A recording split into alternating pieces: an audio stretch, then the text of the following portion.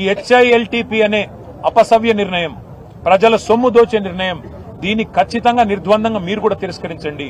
ఎందుకంటే నడుస్తున్న పరిశ్రమను మూసేసి మీరెక్కడికో పోవాలి అంటే అక్కడ అవసరాలు లేకుండా, అక్కడ కనీస పరిస్థితులు లేకుండా మీరెక్కడ పోతారు? మీరు కనుక ఇప్పుడు ఈ భూమాయలో పడి వీటిని కొనుగోలు చేస్తే దీన్ని ఖచ్చితంగా సమీక్షించి రద్దు చేసి అవసరమైతే చట్టం తెస్తాం, చట్టం ద్వారా రద్దు చేస్తామని చెప్పి కూడా నేను పారిశ్రామికవేత్తలకు కూడా ముందే అప్రమత్తం చేస్తున్నా. నేను హెచ్చరించడం లేదు, అప్రమత్తం చేస్తున్నా. రేవంత్ రెడ్డి భూ కుంభకోణంలో మీరు భాగస్వాములు అవుతే మీరు కూడా నష్టపోతారు. దయచేసి మీరు పెట్టిన డబ్బులు కూడా నష్టపోతారు. ఇటు పరిశ్రమ పోతుంది, అటు భూమి కూడా పోతుంది.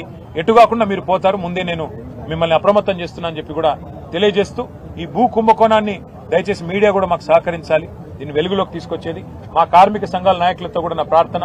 ఇది నా సొమ్ము కాదు, రేవంత్ రెడ్డి సొమ్ము కాదు, బీఆర్ఎస్ సొత్తు కాదు, కాంగ్రెస్ సొత్తు కాదు. ఇది ప్రజల ఆస్తి, ప్రజల సొమ్ము.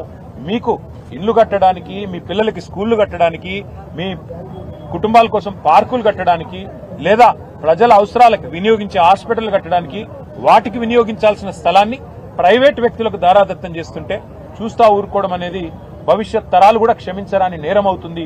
దయచేసి మీరు కూడా కలిసి రావాలి ఈ పోరాటంలో అని చెప్పి ఇక్కడ ఉన్న మా కార్మిక అన్యులకు కూడా నేను తెలియజేస్తూ, ఇదే కార్యక్రమాన్ని పురస్కరించుకొని మా పార్టీ కూడా రౌండ్ టేబుల్స్ కూడా ఏర్పాటు చేస్తుంది.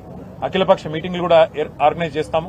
దానిలో కూడా అందరూ కూడా పాల్గొని వారి మద్దతు తెలియజేయాలని చెప్పి కోరుతూ, ఇవాళ ఈ ప్రాంతంలో ఇంకా పారిశ్రామిక వాడలో కూడా పోయి ఇంకొంతమందిని కలుస్తాము. ఇతర వాడల్లో కూడా ఇవాళ మా బృందాలు తిరుగుతున్నాయి. వాటికి దయచేసి మరి మా ఉద్దేశం ఏంది ఈరోజు మీటింగ్ అంటే, ఇక్కడ రావడానికి ధర నిర్ధారణ జరగాలి, నిజ నిర్ధారణ జరగాలి. ధర నిర్ధారణ అంటే ఏంటి? ప్రభుత్వం అంటుంది ఇక్కడ 4000 గజం ఉంది అందుకే ఇచ్చేస్తామంటుంది. ఇప్పుడు మాకు ఇక్కడికి వస్తే తెలిసింది 1,00,000 ఉందా, 1,50,000 ఉందా? ఇక్కడ 1,00,000 పైనే ఉంది తప్ప 1,00,000కు తక్కువ లేదు గజం. అంటే ఎకరం 50 కోట్లకు తక్కువ లేదు. మరి ప్రభుత్వం ఎకరం ₹1,00,00,000 ఇస్తా అంటున్నది. ఇది న్యాయమా? ప్రజలు ఆలోచించాలి. ఈ ప్రాంత ప్రజలు ముఖ్యంగా పూర్తి స్థాయిలో దీన్ని అర్థం చేసుకోవాలని కోరుతాం.